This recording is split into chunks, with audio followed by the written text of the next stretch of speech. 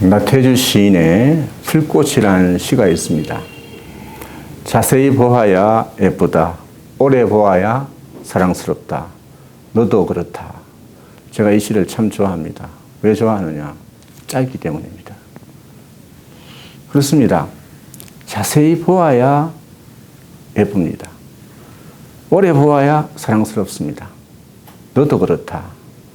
이 시를 쓴 배경을 보니까 이 나태주 시인이 초등학교 선생님이십니다. 그래서 아이들에게 미술 시간에 풀꽃을 그려보라고 했습니다. 그러니까 아이들이 잘 못 그려요. 그래서 자세히 보아야 그릴 수 있다. 오래 보아야 잘 그릴 수 있다.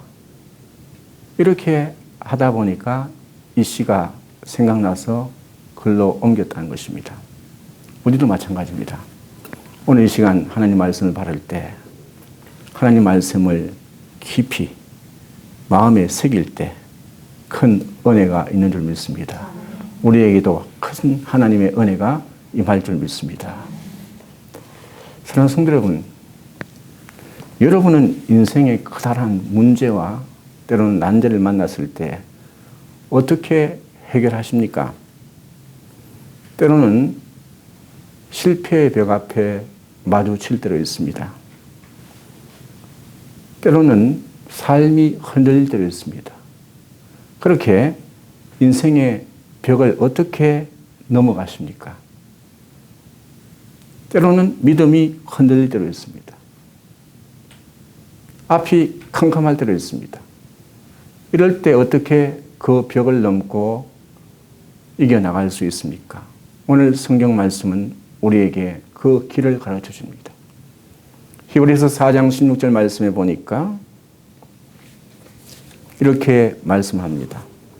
그러므로 우리는 긍휼하심을 받고 때를 따라 돕는 은혜를 얻기 위하여 은혜의 보좌 앞에 나가라. 은혜의 보좌 앞에 나아가 하나님의 도움을 구하라. 도움을 받으라고 말씀하십니다. 이 말씀 히브리서를 쓴 배경이 있습니다. 히브리라는 말 보니까 이 히브리서는 유대인들을 위해서 쓴 거예요. 유대인들 가운데 예수를 믿게 된 사람이 있었습니다. 유대인이 개종하여서 크리스찬이 되었습니다. 그런데 AD 60년경 로마가 예수 믿는 사람을 핍박합니다. 유대교를 신봉하는 자는, 유대교를 믿는 사람은 포용하고 또 융화 정책을 쓴 반면에 예수 믿는 사람들은 외적으로 핍박을 합니다. 그래서 사자의 밥이 되는 순교를 당하기도 하고 어려움을 당합니다. 내적으로 교회가 혼란스럽습니다. 거짓 선생들이, 거짓 선지자들이 나와가지고 믿음을 혼란시킵니다. 교회가 혼란스럽습니다.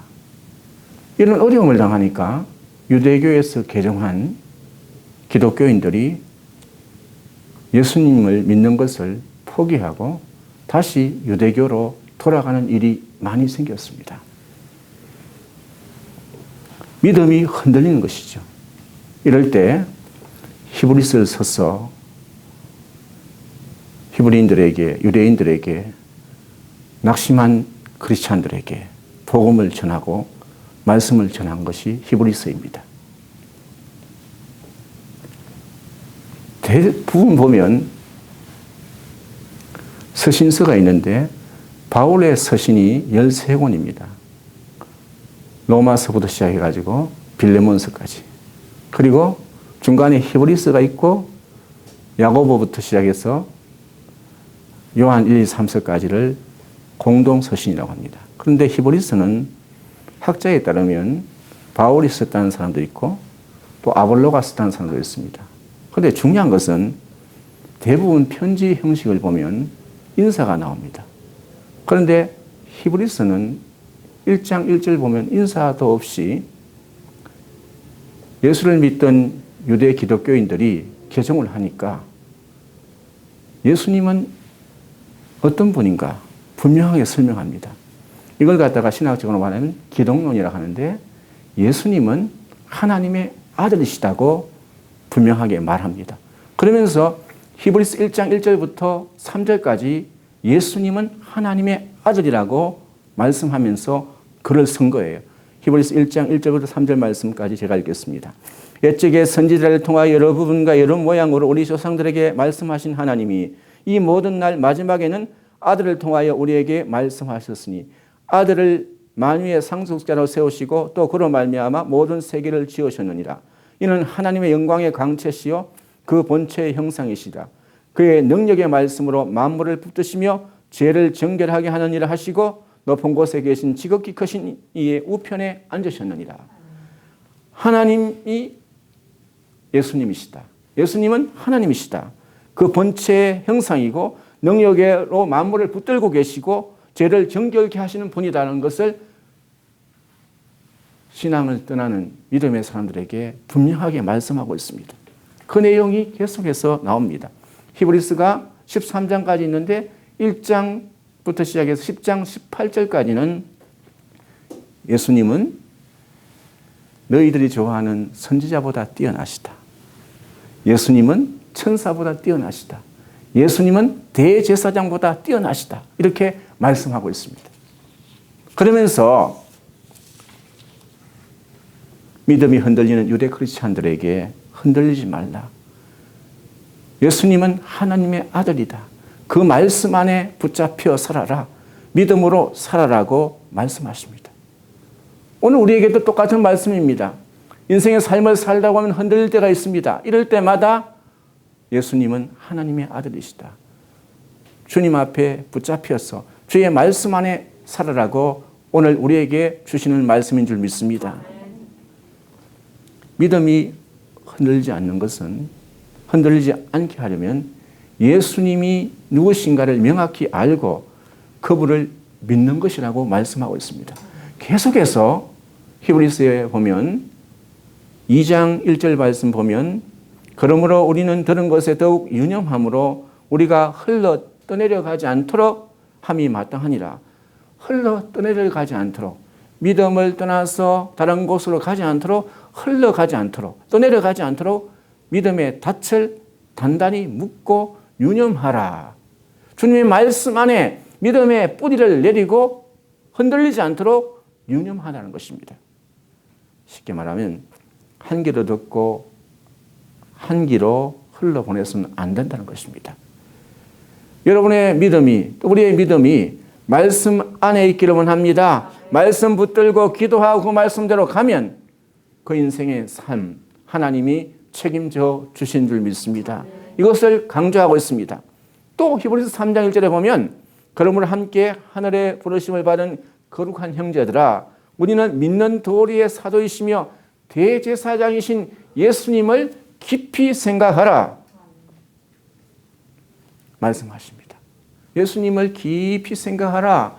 어떤 상황이 벌어지든 간에 그 상황을 생각하고 상황을 묵상하는 것이 아니라 예수님을 깊이 생각하고 주님의 말씀과 능력을 의지하라는 귀한 말씀인 줄 믿습니다. 또 3장 14절을 보면 우리가 시작할 때 확신한 것을 끝까지 견고히 찾고 있으면 그리스도와 함께 참여한 자가 되리라. 우리가 예수를 믿고 그 말씀을 끝까지 견고히 찾고 있으면 주님이 우리와 동행하고 우리의 삶을 인도하시는 줄 믿습니다. 그러면 때를 따라 돕는 은혜의 보좌로 나가려면 어떻게 해야 되겠습니까? 은혜의 보좌 앞에 나가는 길은 다른 것이 아닙니다. 오늘 히브리서 4장 14절 말씀의 후반절 말씀 보면 곧 하나님의 아들 예수시라. 우리가 믿는 도리를 굳게 잡을지어다. 우리가 믿는 예수님을 굳게 잡을지어다. 주님의 말씀 안에 주님 안에서 여러분들이 붙잡혀 있으라는 겁니다. 주의 말씀을 굳게 잡으라는 겁니다. 우리는 왜 예수를 믿습니까? 예수님이 왜 우리의 주인이 되십니까? 왜냐하면 예수님께서 우리의 대제사장이시기 때문입니다. 이 땅에 살고 있는 우리를 하늘 위로 올라가실 때까지 우리를 책임지시고 하나님의 역사를 이루실 분이 예수님이시기 때문입니다. 그렇기 때문에 우리에게는 예수님을 믿는 즐거움이 있습니다. 예수님께 가까이 가는 즐거움이 있습니다. 예수님께로 가까이 가면 갈수록 내 속에 생명이 삭트기 시작합니다. 예수님께로 가까이 가면 갈수록 내 상처가, 내 아픔이 치유되는 줄 믿습니다. 예수님께로 가까이 가면 갈수록 내 절망이 변하여 소망이 넘치는 줄 믿습니다. 예수님께서 우리에게 주신 은혜의 역사입니다.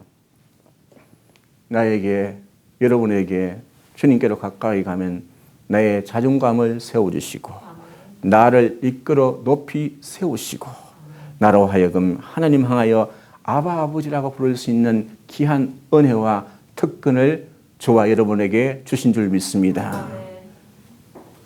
예수님은 우리의 공고와 상처를 치유하시는 분입니다. 오늘 4장 15절 말씀을 보니까 우리에게 있는 대제사장은 우리의 연약함을 동정하지 못하실 리가 아니요 모든 일에 우리와 똑같이 시험을 받으시니로되 죄는 없으시니라. 예수님은 우리를 동정하십니다.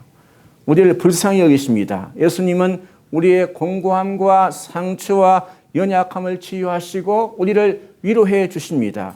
위로해 주실 뿐 아니라 배려하시고 격려하시고 우리의 앞길을 인도해 주실 줄 믿습니다. 또한 예수님은 우리의 연약함과 부족함, 어리석음을 거기에 버리지 아니하고 동참해 주십니다. 그래서 우리의 어리석음을 지혜롭게 하시고 우리의 연약함을 오히려 강하게 하시는 줄 믿습니다. 예수님께서는 우리가 유혹받을 때 우리를 돕기 위해서 친히 이 땅에 오셨습니다. 그리고 사탄의 유혹을, 시험을 물리쳐 주셨습니다. 우리로 하여금 유혹을 물리칠 뿐 아니라 할 수 있는 능력과 힘을 우리에게 주시는 줄 믿습니다.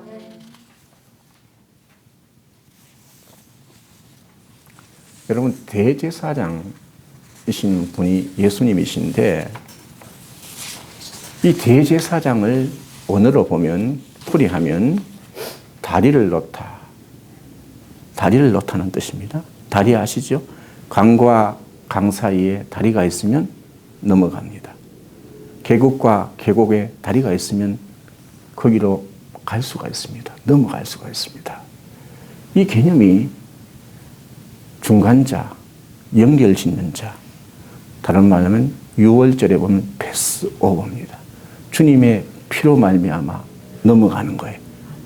패스오버 개념과 같습니다.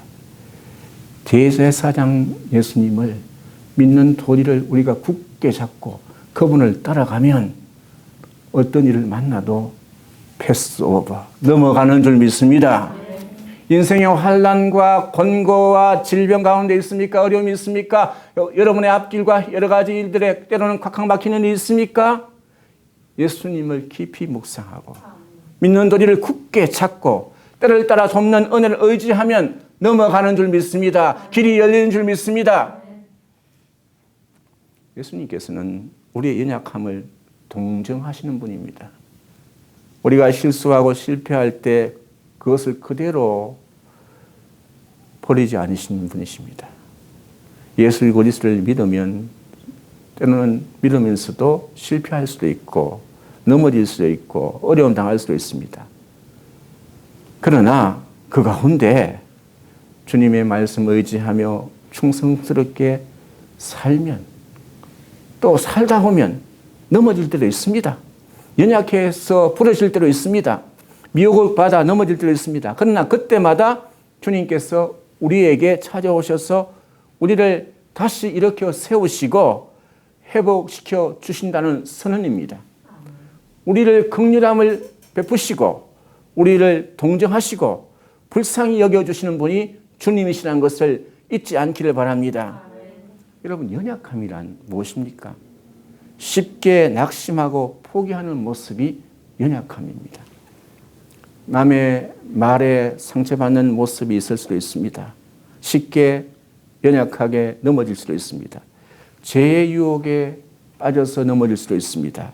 쉽게 화를 내고 쉽게 분노하는 모습도 있습니다.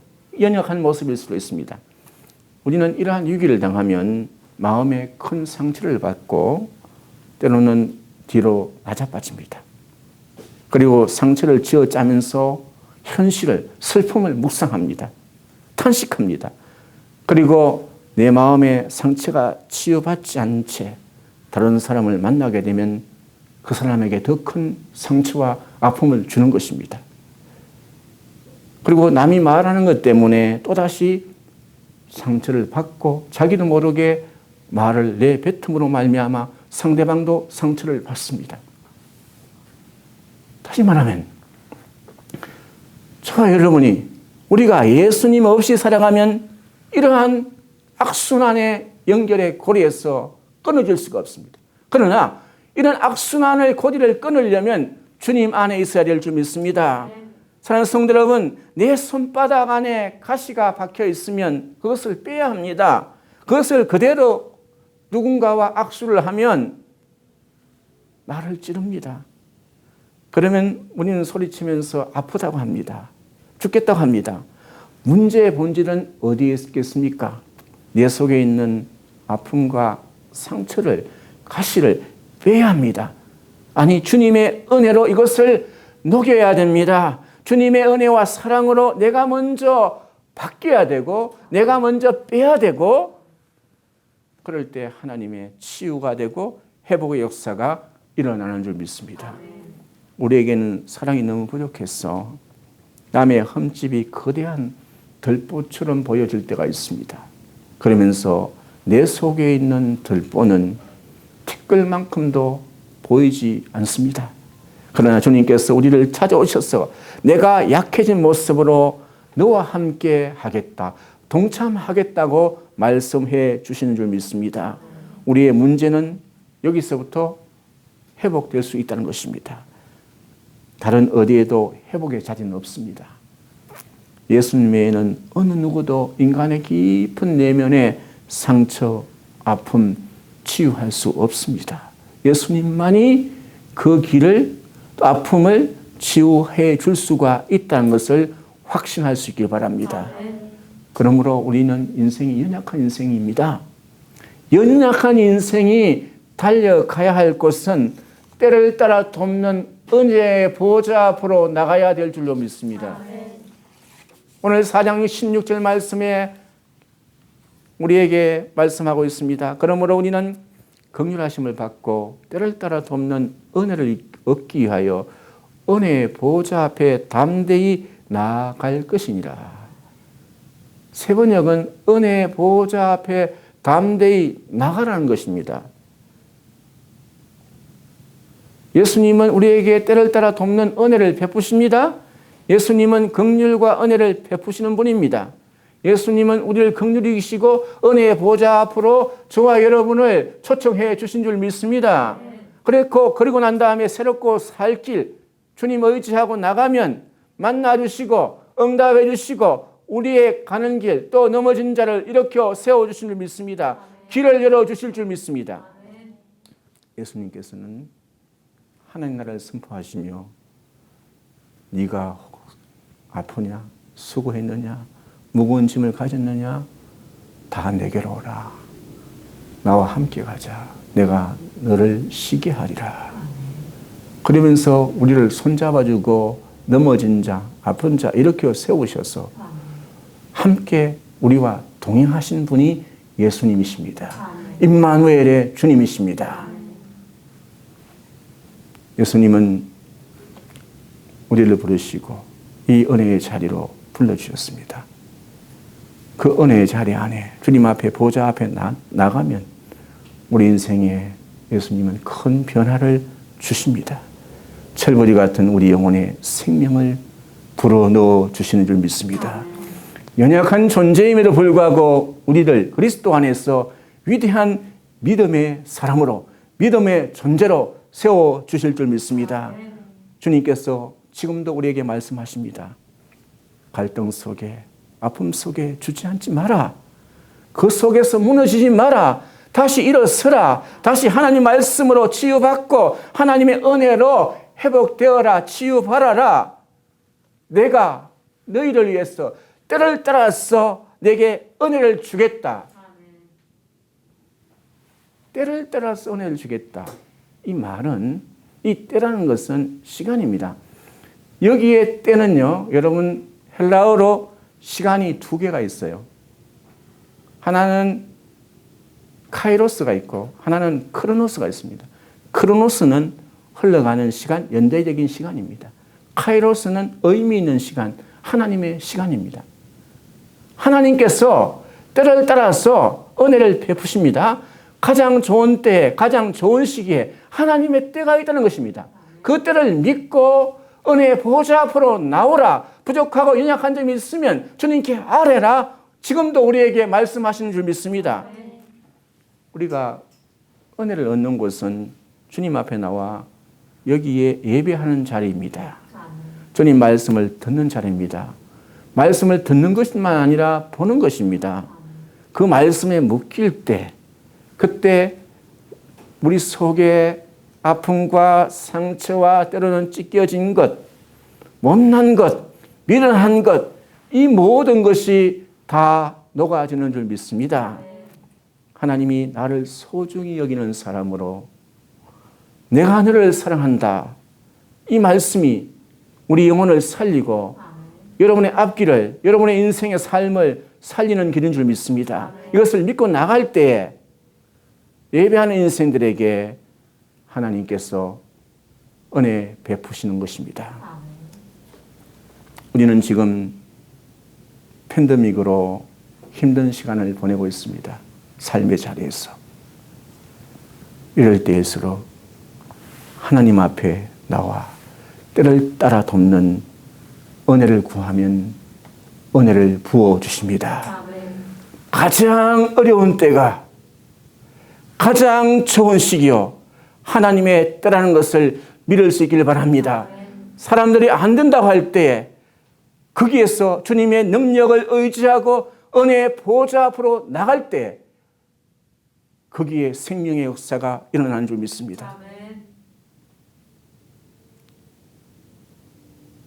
아스팔트 위에 보니까 어제 길을 걷는데 며칠 전부터 보니까 그 민들레가 보도블록을 뚫고 올라오고 있더라고요. 또 약간 옆에 보니까 아스팔트 보니까 그 풀들이 촉을 키우고 있더라고요. 촉. 쉽게 말하면 어느 시인의 표현대로 옮긴다면 지구를 들고 있더라고요. 지구를 들고 있더라고요. 그렇습니다. 아무리 우리 인생의 삶에서 지금 눌리고 힘든 일이 있지만은 하나님 나라는 은혜의 보좌 앞으로 나가면 그 연약한 풀이 그 아스팔트를 뚫고 올라가듯이 하나님의 능력의 말씀을 의지하고 나가면 하나님께서 하나님 말씀은 살아있고 활력이 있기 때문에 우리를 이렇게 세우시고 우리를 이끌으시고 인도해 주실 줄 믿습니다. 우리 인생을 견인해 나가는 줄 믿습니다. 사랑하는 성도 여러분, 말씀을 마칠까 합니다. 때를 따라 우리에게 주시는 복된 은혜가 여러분과 함께 할 수 있길 바랍니다.